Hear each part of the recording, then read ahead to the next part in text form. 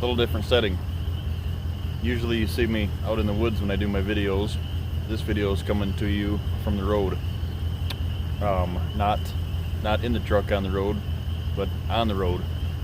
Point that I have here tonight is I've been doing some research. I started this years ago. I've always thought this, and I thought, you know, there's got to be a connection to this. The numbers that I had seen at that time really blew me away, I guess you could say.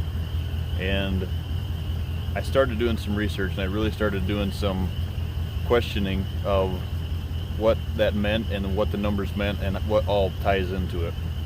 So you see in the heading of this video, 53,400 and some deaths, deer deaths, untagged deer.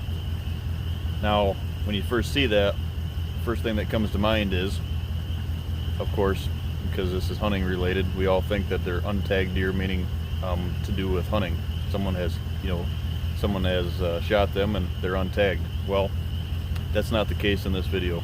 The case in this video is to, one, get your attention on something that I think is pretty important. What this is I couldn't find the exact really hard numbers for 2019. There was some discrepancy there on the same websites that I was viewing, but I did find 2018s, so that's what we'll reuse. 53,464 deer, auto deer accidents in the state of Michigan in 2018. 53,000. Now, that's the entire state of Michigan. So, you know, you have the outside of the city limits, you have higher deer density, you have lower deer density, it all plays into it. Fact of the matter is 53,000 deer were killed by auto accidents in 2018. So what I started asking myself is this: if you take those numbers, and what I'd like to find out is, I've always wanted to do this, and it would take somebody coming to the plate with a lot more research capability than what I have, but if you take to consideration that maybe half of those deer, let's say half of those deer were mature bucks. I say mature bucks, but let's just say they were bucks in general. So 25,000 of those were bucks. Why wouldn't that alarm you? And it alarms me. And the reason that it alarms me is, we always focus on trigger management. We focus on, doing stuff as, let them go, let them grow, age structure, all these different things that tie into what we do outside of habitat management. And when I seen that number a few years ago, it really got me thinking. So I just pulled them numbers back up and wanted to do this video and to really go in depth here a little bit on what that means. Now, if you, like I said, you take half of those numbers, you take half of 54,000 deaths, 53,000, 54,000 deer auto accidents, and let's say half of them, like we said, were bucks. That's a huge amount of bucks getting killed, deer getting killed in general, but bucks getting killed everywhere around the state. So to me, you have to look at the other part of the graph that to really make this sink in. The other part of the graph is this. It shows that the influx of these accidents are obviously in and during in 2018. I'm sure it's like this every year if you go back. The influx of that was the influx of those accidents were in October and November. Why do you think the influx of those accidents were in October and November? One of the reasons is because there's more hunters in the woods. Our rifle opener here in Michigan is November 15th. So you have not only the bow hunters that have been in the woods before during October, that's the start of the spike. Then we have a lot of everybody getting ready for that rifle opener, and it adds that much more, that many more people into the woods. So fact of the matter is, the fact of this video is that a lot of these properties are blowing deer. We're bumping deer off these properties, and we are aiding in this problem. We are adding fuel to this fire. And the other part of it's that you have to look at. Obviously, I understand that it's a deer's a mature buck's home range is 2 miles. During the rut, they like to roam. Just last year, just down the road from here, I hit one, and I've also seen deer cruising during that time on the road. Going from one side of the road to the next, and all during that time period. My point is this. My point is if we focused on trying to limit that as far as how we hunt these properties and how we access these farms. Now, in a perfect world, we would all have properties that are designed and hunted correctly and wouldn't have to worry about it. One of the things I'd like to think about and to throw into this is, what if your deer don't go out on the road and get hit? What if they get bumped and they go to the neighbors and they get shot? Same theory, right? Same theory, that you bumped them, they went to the neighbors. I'd really like to know, and of course we'd never know these numbers either, but I'd really like to know, when these car deer accidents happen, if the hunter would, or the person that bumped them, if you could ever reach out to them somehow, or they'd be honest, or the person that hit them the data could be collected. I'd like to know how many of these deer, buck and does, got hit that were bumped from people.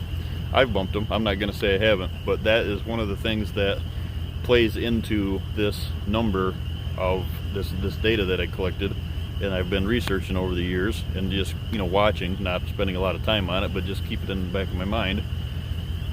It's a huge number. It's an absolutely huge, devastating number, in my opinion. So, a couple things that you can do.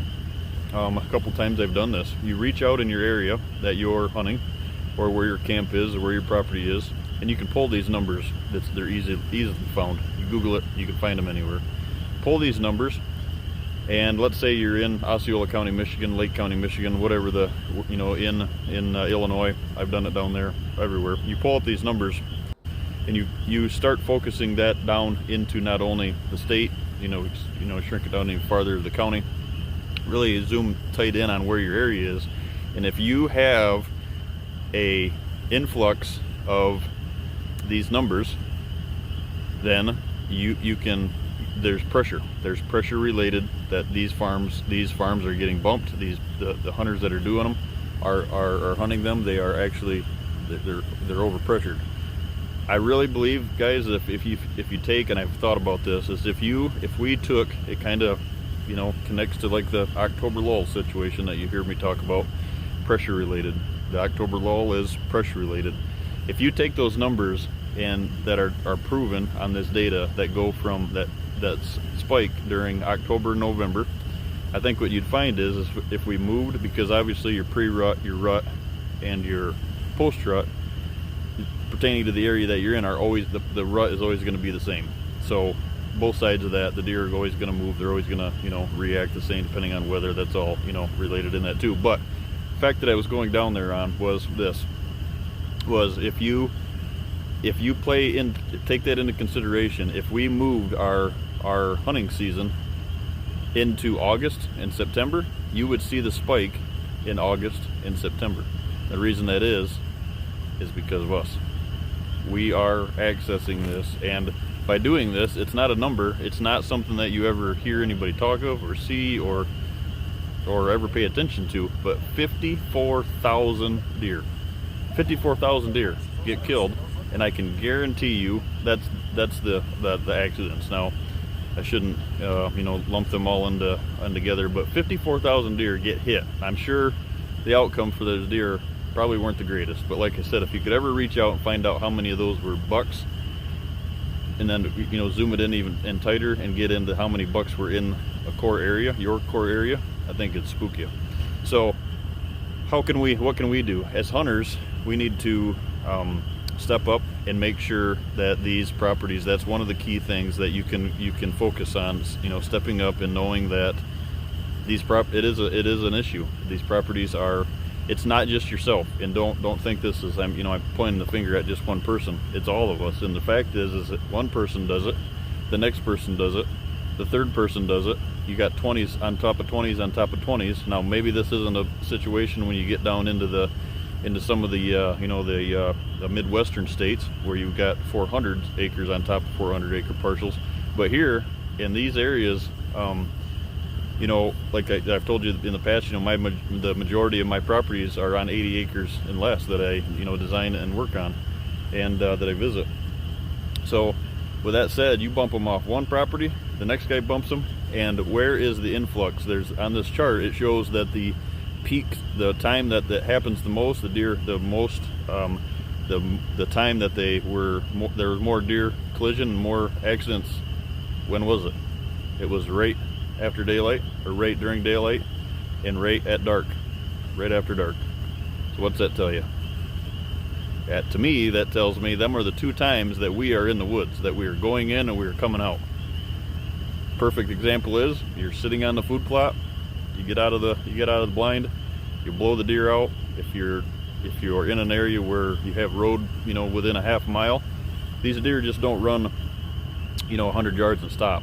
And if you're in a situation where you're on a small parcel and your road is tight and they run 100 yards, that might be the 100 yards, that might be the 100-yard death run.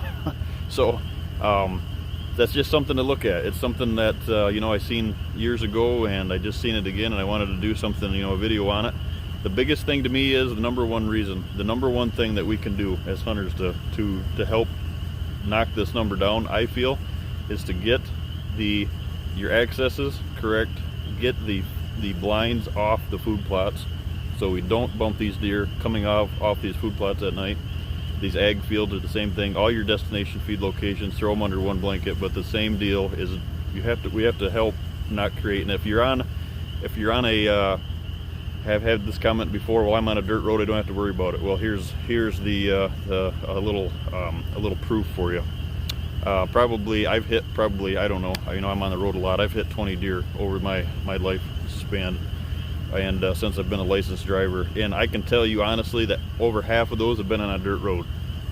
So it happens, and so it's kind of one of those numbers, like I said. And one of the other facts, one of the other numbers are in the that I seen on there is in the thumb of Michigan, and you know, you can find this per county and dial it in, you know, into your area, and there's all these that pertain. But in the thumb of Michigan, and I'm not sure exactly what county it was, but in the thumb area, there's a percentage on here that they showed, a statistic that shows that 62%, so 62% of the auto accidents, of just all auto accidents, of the hundreds of thousands of auto accidents that happen a year, 62% of those were that involved a deer.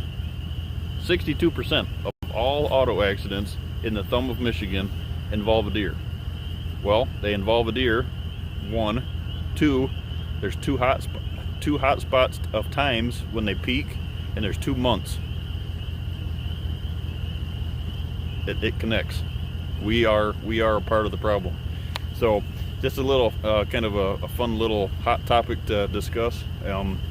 And that to me is one of the reasons, if I ever walk on a property and I set foot on one of these properties and there's road frontage, or there is anything that's sneaking up on the grass here on me, anything that is road frontage, highway, it's something you have to seriously look at. Highway properties, step your game up, because it can get ugly in a hurry. And what is the cure? The cure is be one of the properties in the area that is not, you know, is not the playing into this factor, is not fueling this fire. And many things cause, you know, play into this. And I know it's there's a lot of variances, there's a million different things you can look at, but the fact of the matter is it's a huge number that it's kind of interesting to take a peek at. Thanks, guys.